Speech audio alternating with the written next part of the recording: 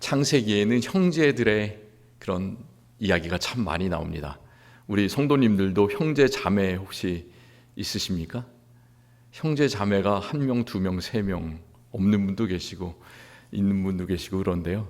뭔가 이제 같이 잘 지내면 좋은데 참 잘 지내기가 때때로 쉽지 않을 때가 있습니다. 이 성경에 있는 창세기에 있는 그 형제들도 마찬가지였어요. 약속의 조상이잖아요. 창세기에 나오는 사람들은 약속의 조상들의 형제들이면 항상 하나님의 말씀을 잘 듣고 따르고 또 형제 우애가 아주 돈독해야 될 것 같은데 그런 것이 아니라 이상하게도 갈등이 일어나고 싸움이 일어나고 그렇습니다. 어떤 형제들이 있을까요? 아담과 하와 첫 인류의 그 첫 번째 아들이었던 사람 가인이 있었죠. 가인의 동생 가인과 아벨 어땠습니까? 가인이 참 안타깝게도 최초의 살인자가 되고 돌로 그 동생을 쳐서 죽였습니다. 그리고 몇 대 후에 이제 아브라함이 있는데요.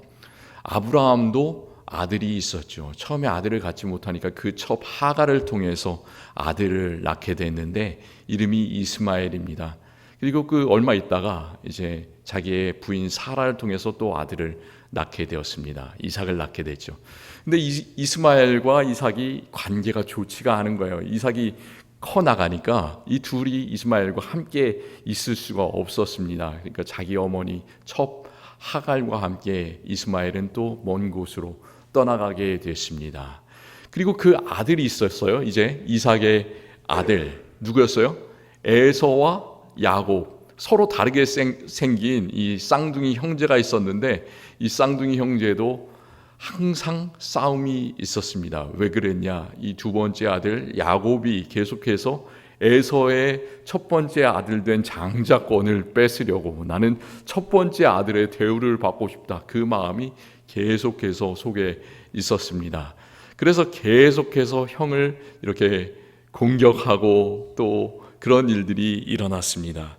결국은 장자권을 얻고자 결국은 얻었는데 그게 이제 큰 문제의 씨앗이 됐죠. 그래서 참 오랜 기간을 자기 어머니 고향에서 방랑자로 쫓기면서 생활하는 그런 신세가 됐습니다.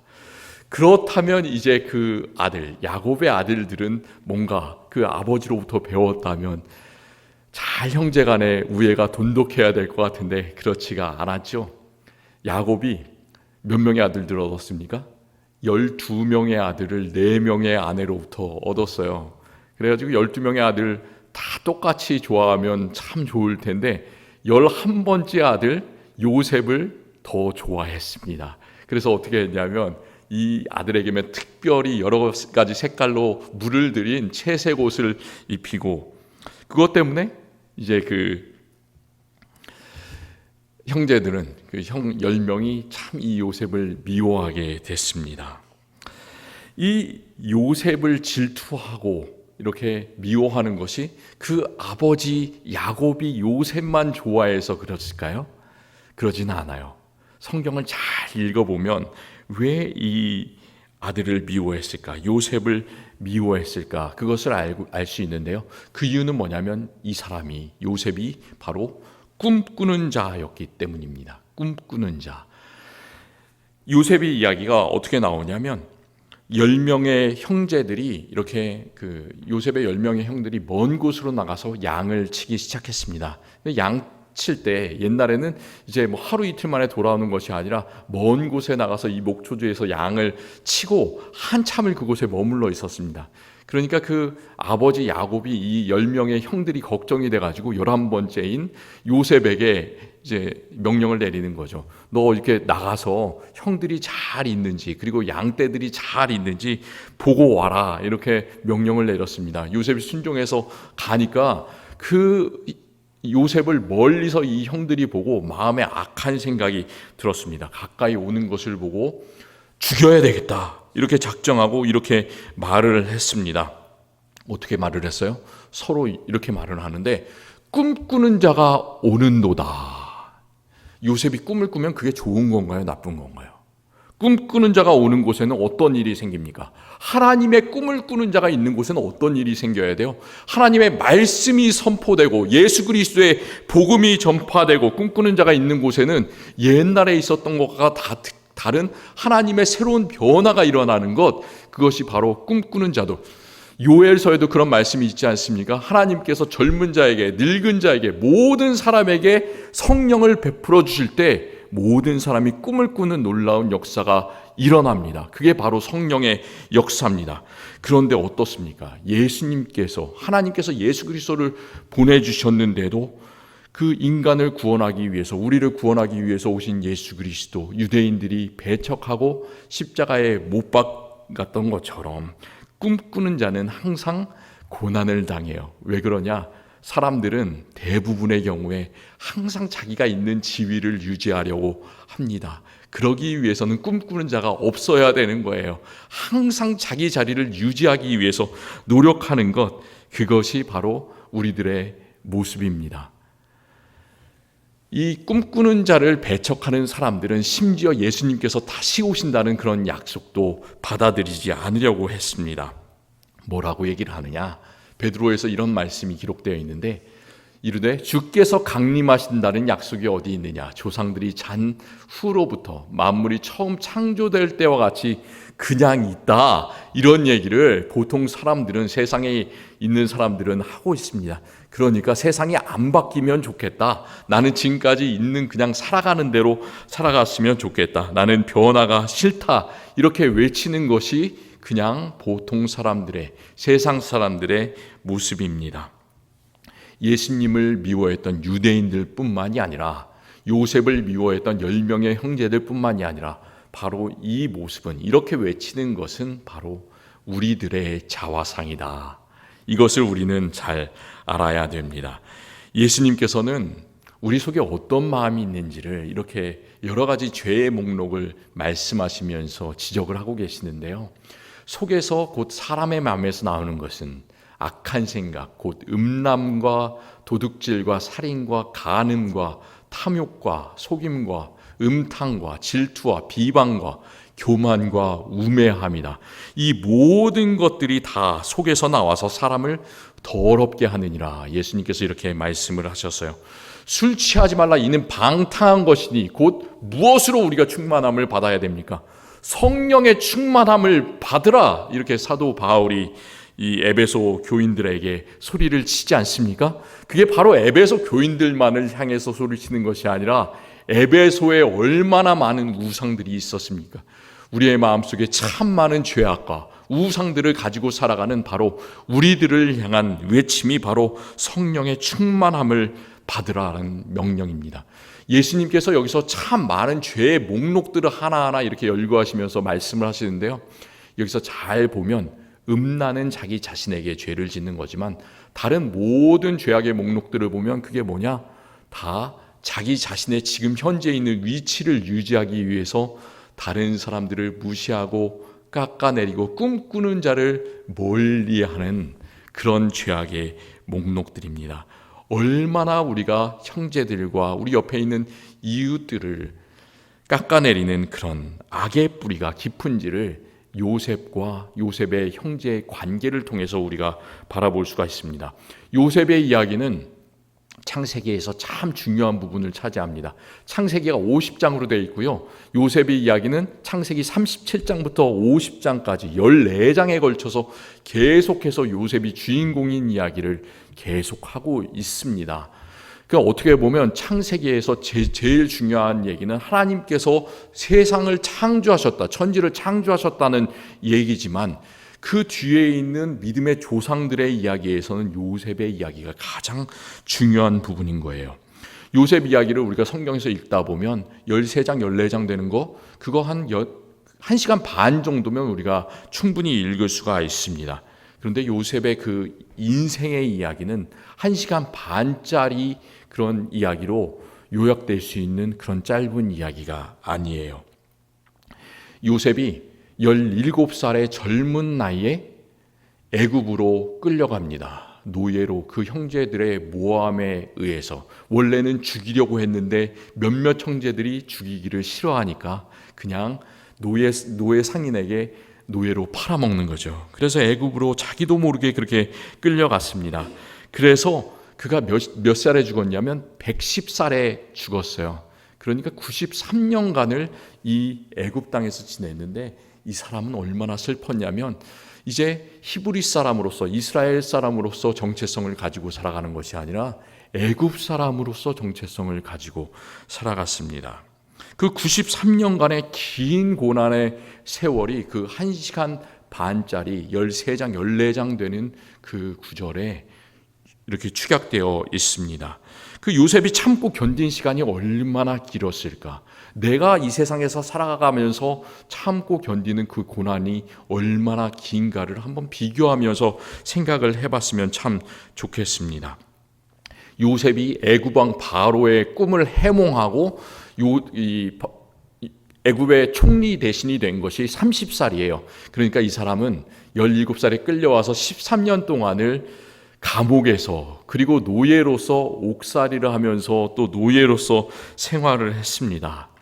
13년간 감옥에 있는다, 13년간 노예 생활을 한다, 한번 생각해 보시기 바랍니다. 참 쉽지 않은 일이죠.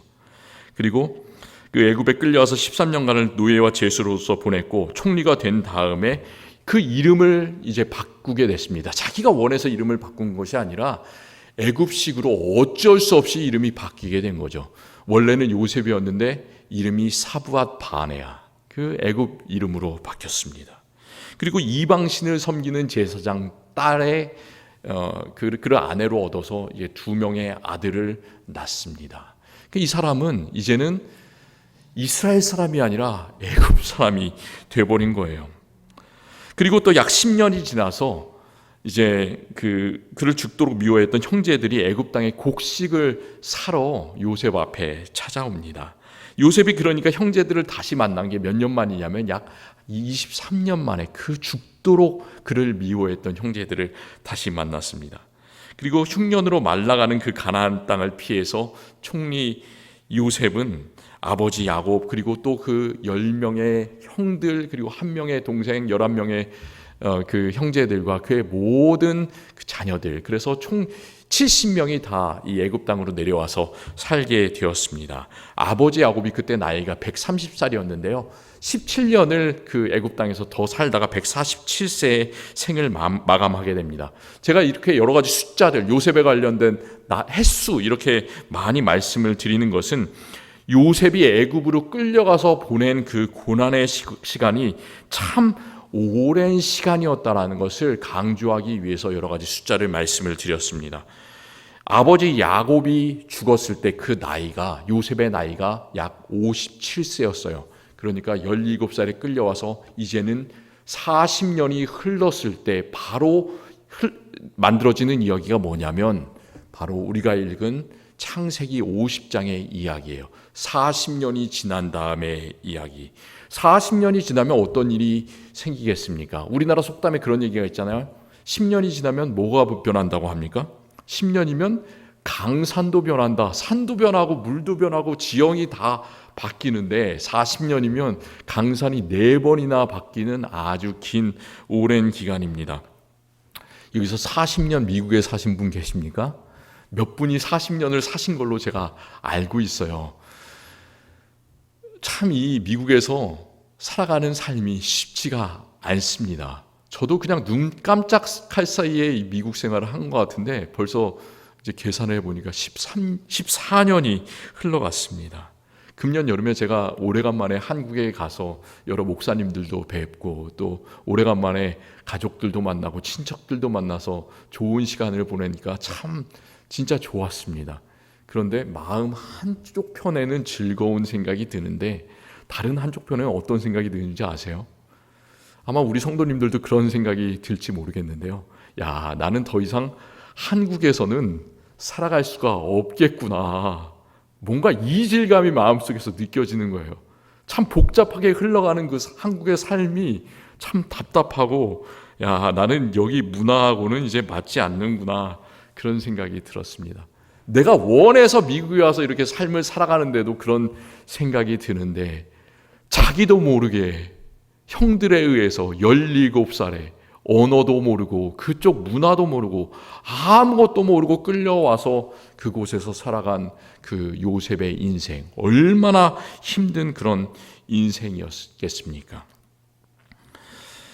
우리가 읽은 이 창세기 50장의 그 사건, 요셉이 죽고 나서 요셉이 애굽에 끌려온 지 40년 만에 야곱이 죽고 나서 바로 일어나던 그런 일인데, 그 일이 생길 때 요셉은 크게 울었습니다. 그리고서 형들에게 이런 말을 합니다. 창세기 50장 말씀을 우리가 읽었는데 요셉이 형들을 만나자마자 이런 말을 하고 있습니다.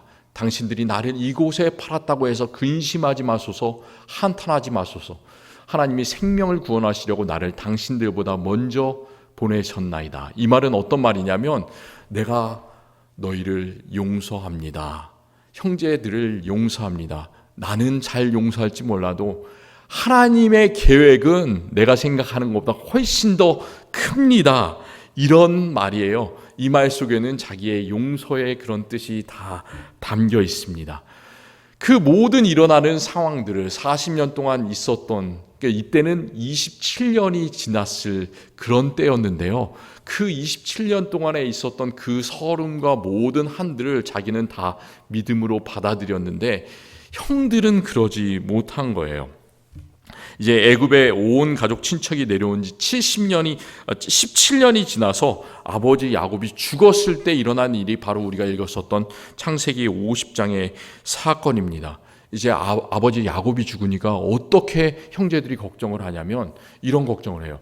야, 아버지 야곱이 죽었으니까 우리의 방패막은 하나도 없구나.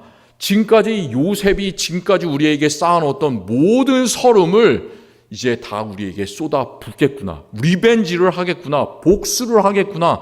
이런 생각이 드는 겁니다. 우리는 이 모습을 통해서 참 그의 삶 속에서 끊어지지 않는 악의 뿌리를 보게 됩니다. 형들은 요셉이 예전에 진심으로 17년 전에 이미 용서를 했는데도 불구하고 그가 진정으로 용서를 했는지 아니면 연기를 하고 있는지를 이렇게 의심을 하고 있습니다. 아버지 야곱이 죽기 전에 요셉의 그 두 아들을 불러서 그들을 축복합니다. 그리고 12형제들을 다 불러서 어떤 형들은 축복하고 또 어떤 사람들은 또 저주하면서 마지막 유언을 남깁니다. 그 가운데 아버지 야곱이 요셉에게 이 형제들 10명의 형들 용서해줘라 이렇게 말하는 구절은 하나도 나오지를 않습니다. 그런데도 요셉의 형들은 요셉 앞에서 이제 벌벌 떠는 거예요. 그 아버지 야곱이 죽었을 때. 그러면서 이렇게 말을 합니다. 아버지 야곱이 죽기 전에 내 형들이 내게 악을 행했을지라도 이제 바라건대 그들의 허물과 죄를 용서하라. 이런 이야기를 그 형들에게 했다는 거예요. 그래서 그 형들의 입을 통해서 그것을 요셉에게 엎드려 절하면서 이런 이야기를 하고 있습니다. 사실 아버지 야곱이 형들에게 그리고 요셉에게 이런 얘기를 하지 않았을 것 같아요. 그런데 아버지 야곱의 그런 말을 빌어가지고 우리를 제발 좀 용서해 주십시오. 이렇게 말을 꾸며내고 있는 것이 그 형들의 모습입니다. 사실 여기서 이렇게 두려움을 갖고 의심을 갖고 용서로 받아들이지 못하는 모습은 요셉의 형제들의 모습뿐만이 아니라 바로 우리들의 모습입니다. 우리가 살아가면서 집에서 또 교회에서 세상에서 형제, 자매 그리고 이웃을 미워했던 마음이 있다면 그것을 우리는 이제 일이 지나가면 풀어버리고 참 하나님의 뜻에 맡겨야 되는데 그렇게 하지 못하고 그 마음속에 여러 가지 관계의 어려움을 느끼면서 살아가는 것 바로 우리들의 불쌍한 모습입니다. 예수님께서 우리의 죄를 대신 지시고 모든 것을 다 용서해 주셨는데도 불구하고 우리는 예수님을 때때로 믿지 못하고 세상으로 빠져들어가고 죄로 빠져들어가는 것 그것이 바로 우리들의 모습입니다. 예수님을 항상 굳게 믿어야 되는데 수제자 베드로가 했던 것처럼 예수님을 모른다고 3번이나 부인하고 수십 번 부인하고 수백 번 부인하면서 세상을 더 좋아하면서 살아가는 것 그것이 바로 우리들의 모습입니다. 우리는 그 결정적인 순간에 이 형들에게 하는 요셉의 말을 잘 새겨 들을 필요가 있습니다. 이 모습을 통해서 진정한 그리스도인들이 어떻게 살아가야 되는가, 그 모습들을 우리는 발견합니다. 어떻게 얘기를 합니까? 알았어, 아버지가 죽었으니까 나는 이제 너한테 복수할 거야, 이렇게 얘기합니까? 요셉은 그렇게 얘기하지 않습니다. 당신들은 나를 해하려 하였으나 하나님은 그것을 선으로 바꾸사 오늘과 같이 많은 백성의 생명을 구원하게 하시려 하셨나니. 이게 암송구절이에요. 창세기 전체에서 암송구절을 두 개를 딱 꼽자면 창세기 1장 1절, 태초에 하나님이 천지를 창조하시니라, 이 구절하고 창세기 50장 20절 말씀, 이것을 꼭 외워야 됩니다. 왜냐하면 우리의 마음속에는 언제나 미움으로 넘쳐나기 때문에. 하나님께서는, 다른 사람들은 나를 해하려 할지 모르고 우리 가족들을 해하려 할지 몰라도 하나님께는 늘 계획이 있으신 거예요. 하나님은 모든 악을 선으로 바꾸시는 분이신 줄 믿으시기를 바랍니다. 우리의 삶 속에서는 참 여러 가지 안 좋은 일이 넘쳐납니다. 그런데 하나님께서는 어떻게 생각하세요? 계획이 있으신 거예요. 목적이 이끄는 삶이라는 그런 책이 있지 않습니까? 유명한 목적이 이끄는 삶은 그냥 그 책에서만 우리가 읽는 내용이 아니라 우리 모든 삶의 내용들이 다 하나님의 목적 가운데 이루어지는 줄로 믿으시기를 바랍니다. 믿음의 사람들, 진정한 그리스도인들은 어떻게 하냐면 내가 지금 있는 그 자리에서만 바라보지 않고요, 크게 바라보는 사람입니다. 하나님의 계획을 바라보는 사람입니다. 지금을 넘어서 미래를 바라보는 사람입니다. 그것이 진정한 그리스도인들입니다. 예수 그리스도께서 우리를 위해서 어떻게 하셨어요?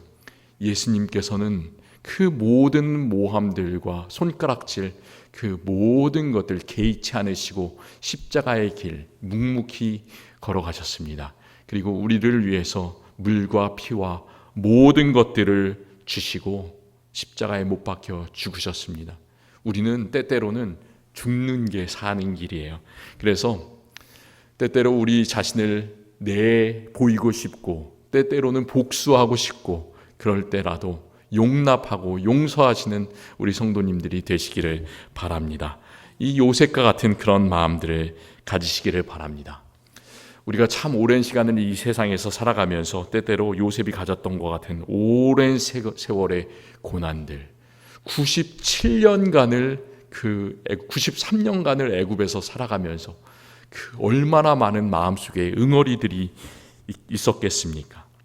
그리고 요셉의 형들이 가졌던 그 조마조마한 마음, 그 두려움들, 이 사람이 나를 복수하지는 않을까, 그 마음들이 우리에게도 있을 수도 있습니다. 그러나 이제는 지금 있는 우리의 상황을 넘어서 모든 것들을 다 선으로 바꾸시는 하나님의 은혜와 선하심을 바라보시기를 바랍니다. 지금까지 저와 우리 모든 성도님들을 가장 좋은 길로 인도해 주신 예수 그리스도께서 앞으로도 우리들을 길과 진리와 생명으로 인도하심을 간절히 믿습니다. 기도하겠습니다. 하나님 참 감사합니다. 우리의 마음속에는 여러 가지 죄악들로 가득합니다. 예수 그리스도께서는 우리를 위해서 모든 것을 주셨지만 우리는 예수님을 믿기보다는 우리 자신을 의지하고 우리의 생각대로 죄의 뜻대로 살아가는 사람들입니다. 주님 불쌍히 여겨 주시옵소서. 요셉이 형제를 용서했던 것 같은 긍휼의 마음, 용서의 마음 갖게 하여 주시옵소서. 그리고 예수 그리스도의 그 낮은 마음 갖게 하여 주셔서 우리 언제나 세상을 살아가면서 더 크게 보고 꿈을 꾸고 비전을 갖는 우리들 다 될 수 있도록 주님께서 우리를 변화시켜 주시옵소서. 예수 그리스도의 이름으로 기도드립니다. 아멘.